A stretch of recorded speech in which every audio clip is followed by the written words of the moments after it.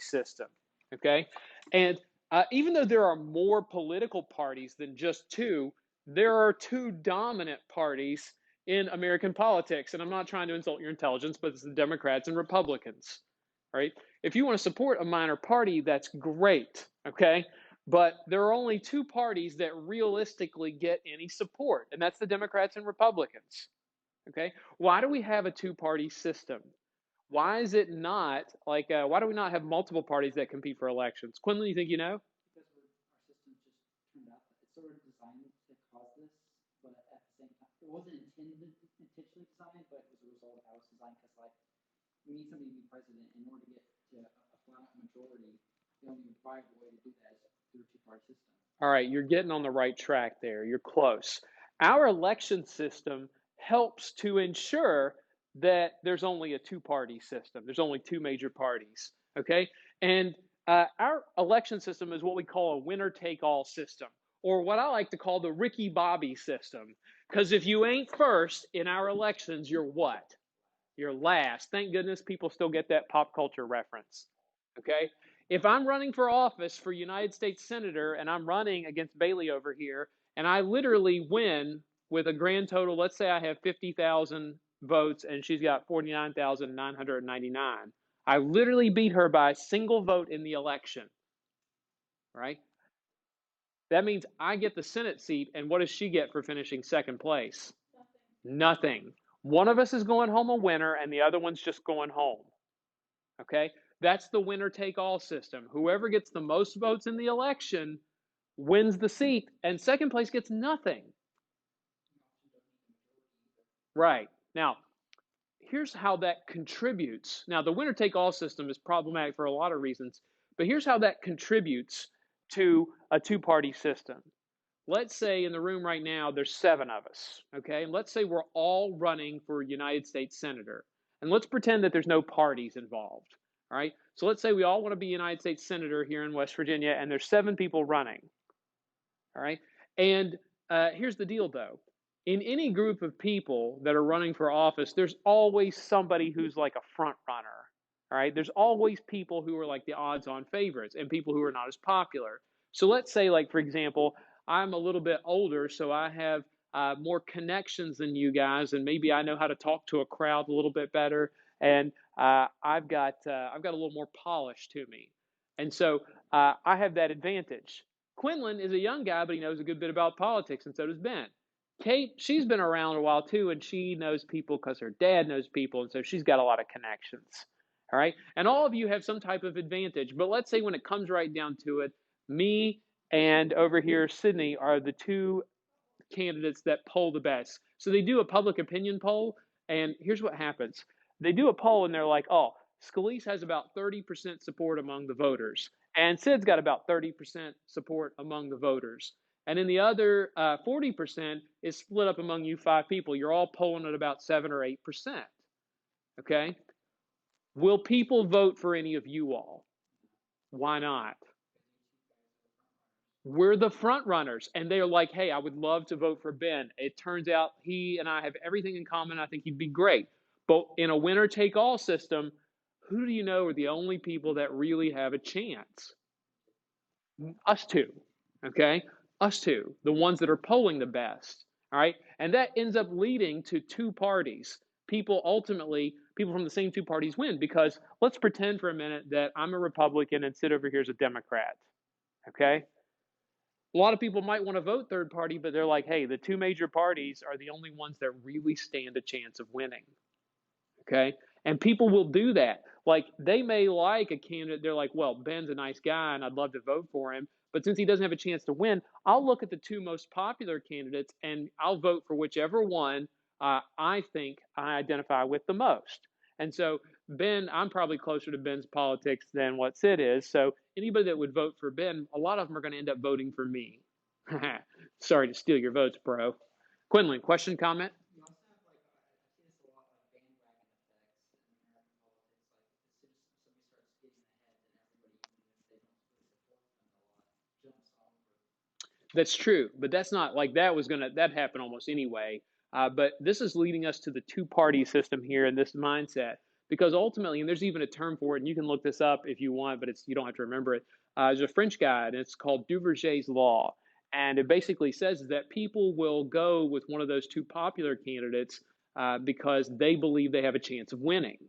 Right? You kind of hedge your bets a little bit, and you're like, well, I would like to bet on this person, but they're kind of a long shot. And people are afraid that they'll waste their vote because somebody's going to feel really dumb if they vote for Ben, and then when the election results come in, he gets like 1% of the vote. And like, God, I just threw my vote away. I'm like, you didn't throw your vote away if you voted for me because I'm a winner. All right. And so ultimately, that winner take all system leads us to a two-party system. All right. And now it's like I'll give you for instance here. A lot of people, and I'm included in this, and I don't mind to tell you this either. Did I vote for Donald Trump, Joe Biden, Joe Jorgensen, or whoever the Green Party candidate was? I voted for Joe Biden. Is it because I like Joe Biden? Not particularly. It's because what? I don't want Trump. And I'm like, look, I would consider voting for any candidate, but what do I know about Joe Jorgensen, the libertarian? Zero chance of winning. And you know what? What I can't stand more than, the only thing I don't like more than mediocre Joe Biden is really disturbing Donald Trump to me, at least my personal views. So I'm like, hey, I'm voting for Biden not because I like not because I like him. It's because I like I like Donald Trump a lot less, and I know the third party candidates have zero chance of winning. Last two presidential elections, I voted third party. I voted for Democrats, Republicans, all right? But I'm like, this time it's an anti Trump vote. And there are a lot of people who felt that way, all right? But they would love to go for a third party candidate, but they're like, I know that this is the way the system is, okay? Now, our two party system, there are advantages and disadvantages to using this. One disadvantage of using the two party system is you get more negative campaigning in our two party system. Why do you get more negative campaigning? Not a bad guess, but no. Sid? Yeah, but it would do that like in a place like Europe where there's like 10 political parties. Why would we do it more here? You only have one other candidate to bash. If I'm running in an election against Sid and all you other losers, I know nobody's going to vote for you guys. All I got to do, like, I don't have to worry about running attack ads against Kate White because she's not going to win. But I do have to worry about Sid over there. So I'm going to run her down every single time. Right? Over in Europe, it's like you see negative campaigning, but not nearly as much. Right? Here, I just got to worry about one. Why do you think nobody ever ran attack ads against Joe Jorgensen, the libertarian candidate for president? She's not a threat. Why waste your money? You don't want to do that. Biden and Trump were the only people that had a chance to win. All right? So people always hedge their bets. Disadvantage, you run the danger that one party will become the dominant political party in the legislative body. Right? One party could have most of the seats in a lawmaking body. Why would that be a bad thing? They only pass the laws that they like, and that can be dangerous. What if they pass bad laws? What if they do dumb stuff? Right. And there have been some points in American history where one party does dominate. Right? You had one point, if you ever get a chance, Google the era of good feelings, where James Madison Monroe are part of the Democratic Republican Party, and they run for president almost virtually unopposed. There was some token opposition, but the other parties were just flailing. All right? So you run the danger of having one dominant party. All right? Third thing here, small parties exist, but they're not well represented. Okay?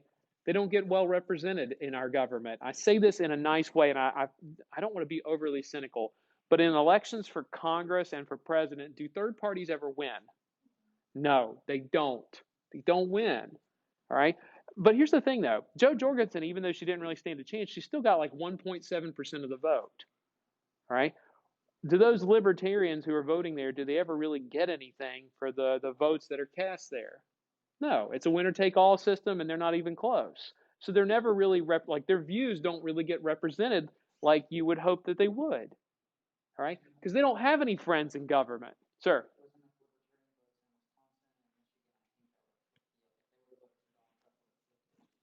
Yeah, and that happens more frequently. We'll talk about how third parties sometimes spoil elections too, right? So ultimately, look, people feel like small parties, their views don't get represented because they don't win any representation in Congress, and they never win presidential elections.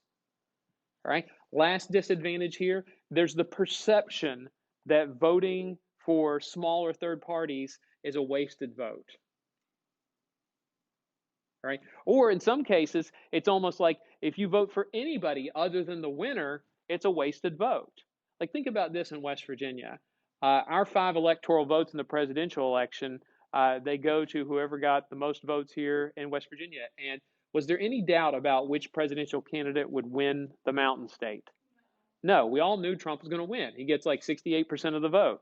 I mean, he crushes it here in West Virginia, which, not a shock to anybody. So what about all the people who voted for Joe Biden, in this state? Does that feel a little frustrating? Yeah, because it's like all 5 electoral votes went to Donald Trump. Yeah, right? It's not representative. Think about this for a minute too, okay? I want you to think of this. Let's pretend for a minute that next year, 2022, the next election, there are 435 House members who are up for re-election, all 435 members. What if every single one of those races was won by a Republican and they won every race by a single vote? That means all 435 House members would be Republicans, but is that really representative of what the people wanted? No, because you still almost had half the people that voted Democrat.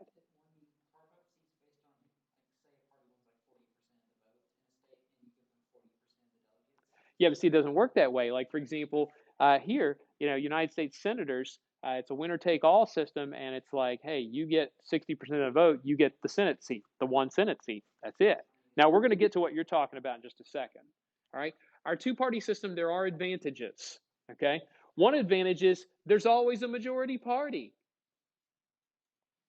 There's always a party that's in charge. Why is that a good thing for a party to always be, at least one party to be in the majority?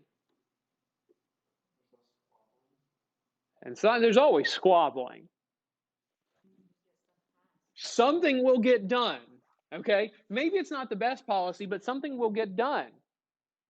Right? Imagine this. What if there were 5 political parties and they can't really agree on any issues? Nothing gets done. Or here in the United States, like if one party controls the House and one party controls the Senate, like, God, it's going to be hard to get anything accomplished. Because they are going to squabble like usual, but this time they won't vote for any type of bill. Right now, they're trying to come up with a COVID relief bill, and you would think that would be like a no-brainer, but they're not having an easy time compromising. Question, Audrey.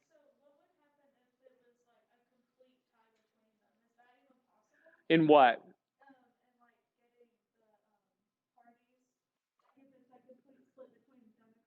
Oh, like for example, like say in the Senate. The Senate, it's really simple. The Senate, if there's a tie, the vice president gets to come in and cast the tie-breaking vote. And in the House, it's an odd number, so they try to prevent that. That prevents that, or at least in theory, as long as everybody shows up to vote. To my knowledge, I can't think of a time where there's ever been a tie vote in the House. All right, good question though. All right, another advantage of a two-party system: those 2 major parties are forced to reach out to the middle voters. Okay, even though there's only 2 major parties, they got to try to reach the middle voters. Because what do you know, like, for example, the really liberal Democrats, who do you know they're going to vote for in any given race? The Democrat. And the really conservative Republicans are going to vote for the Republican. But you've got to get those moderate voters, the ones who, like, for example, even though I'm registered as a Democrat, I'm pretty moderate and I have some conservative beliefs on certain issues. And, I would tell you this, like I said, I've voted for president. I voted for some Democrats, some Republicans, and a couple libertarians. And you got to make me feel like I'm voting for somebody worthwhile there. I'm not going to vote for, like, I'm not to the point of the extreme of either major party here where I'm automatically going to vote one way or the other. If Republicans had pretty much anybody else this election, I would have considered them for president. So you still got to reach out to those people that are moderates, that are middle of the road. And so those two, there may only be two major parties, but they still got to find a way to bring those environmentalists in or those weirdo libertarians. Not that libertarians are genuinely weird, but there's always a couple in every crowd. All right. Now, one other thing here about the advantages of a two-party system. Third parties can still have an important influence on the political process. Third parties can still influence. Even if they don't win elections at the national level, where do third parties have some success? State and local levels. And by the way, which state do you think they would have some success in? What is it? Vermont. How about Green Party candidates? Where would a Green Party candidate perhaps excel? Maybe Washington or California or Oregon, places where the environment's really important. All right. So you do see third parties winning some races. It's really sweet. When you go on the Green Party or Libertarian Party's website, they'll tell you specifically, like they have all the people who've won offices for their party listed, even if it's something like school board in San Diego. They want to brag on them. It is cute. Okay. So our two-party system has some advantages and disadvantages to it, but we're the oddballs. Okay. We use this winner-take-all election system. But a lot of other countries, like other democracies, use what's called proportional representation. All right? And Quinlan's like, I love this. This is a great idea. And let me show you what proportional representation is. It's easier to explain that way. So this is the magical world of Scalise land. Okay? And in Scalise land, there are 10 seats in the lawmaking body. Okay? And it just so happens that there are 5 political parties that are extremely active. You have the birthday party, the pizza party, the gangsta party, the keg party, and the costume party. All right? So those parties are really popular. Okay? And when you vote in our elections here for the Parliament of Scaliseland, you don't vote for a person. You just go in and you vote for a party. So when you go in, when they see parliamentary elections, you would just choose one of the parties. Which party are you voting for, Kate? Of course you would. Quinlan, which party are you voting for? Great. What are you voting for? Of course. What are you voting for, Audrey? What are you voting for? See, it turns out everybody loves a good pizza party because here's the results. The pizza party gets the most votes out of the nation. They got 40% of the votes. And since they got 40% of the votes, they get 40% of the seats in the lawmaking body.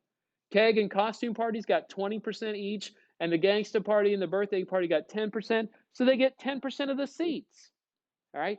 You reward people with the percentage of seats in the lawmaking body with the percentage of votes they got in the national elections. That's why it's called proportional representation. Sir?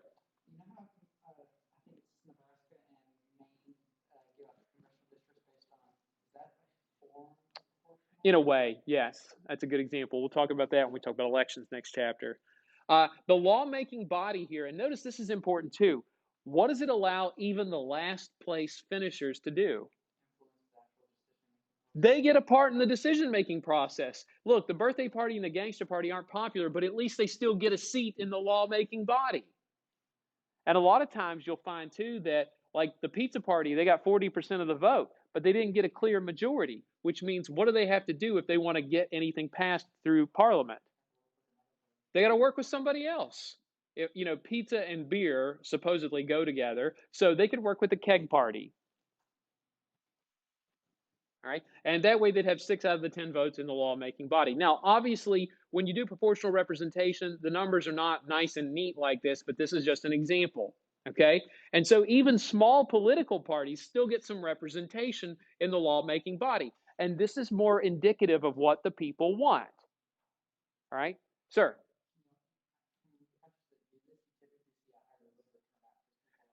They do. They tend to have a little bit more of an interest. Also, I want to show you this. Here's how you determine who gets these seats. Ahead of time, you have the parties who will have lists of names. Okay, and this is from Italy here. And they'll put a list of names out. And so, like, the birthday party has 10 names out there. And they're like, number 1 on our list is Kate White. And so, if we only get 1 seat in the lawmaking body, Kate White would be that one person to occupy that seat. and let's pretend that Ben was the second person, and Quinlan's the third, and Audrey's the fourth. So they're like, hey, you know that if you're voting for this particular party, these are the candidates that we're going to put in the seats. And so they put this information out there ahead of time so that you'll know this is who the party supports. And these are good, loyal party members who support all the issues. We put Kate number one because she shows up at all the events. She represents our views perfectly. She has connections. She's a somebody. Audrey, question? Because the party says, basically, here are the people that we trust to do this, that we trust to represent our views the best. Yeah.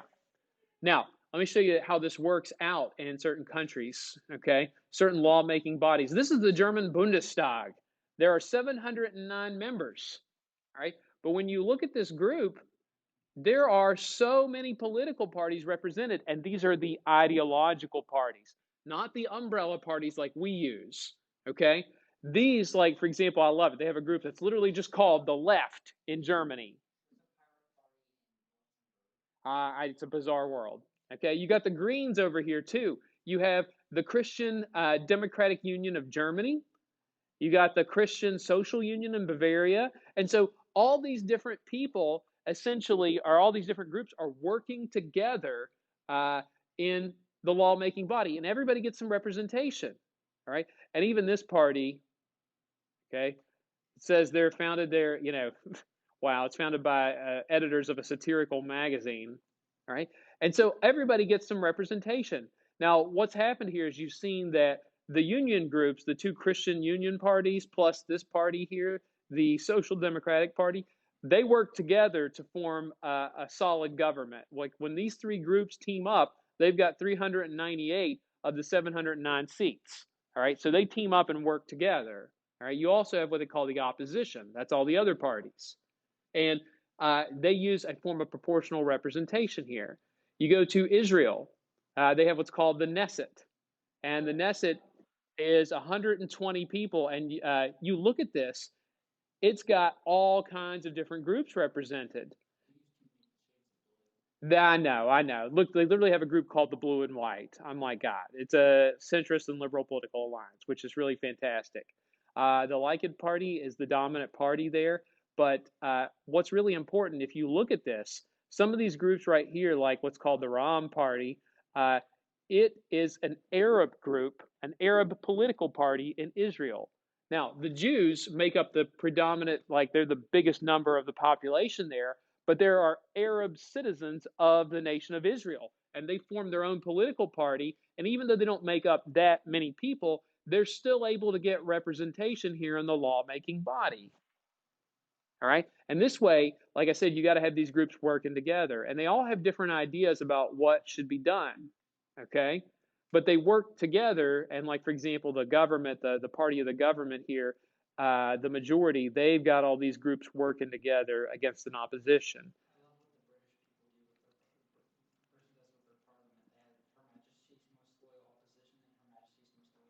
Yes, and in here, like the House of Commons, you can see that this one's a little bit more dominated right now by the Conservative Party, but you can still see there's a lot of representation for groups, even small groups that are not that are not like well represented, or they don't have a lot of support, like the Social Democratic and Labour Party or the Liberal Democrats.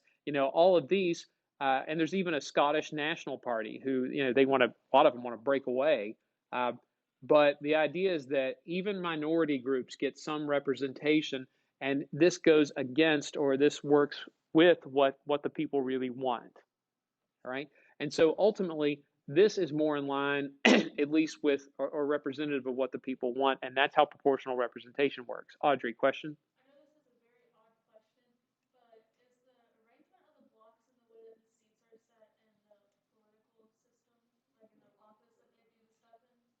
A good question, and I can't say definitively. It probably is. I know that's how they do that, and this might be it too. Like they do the same thing with U.S. Congress, and show you like in the House and the Senate how these are. I would presume they are just for the expediency, but it's probably not to scale. All right. So it's a good place for us to stop right there.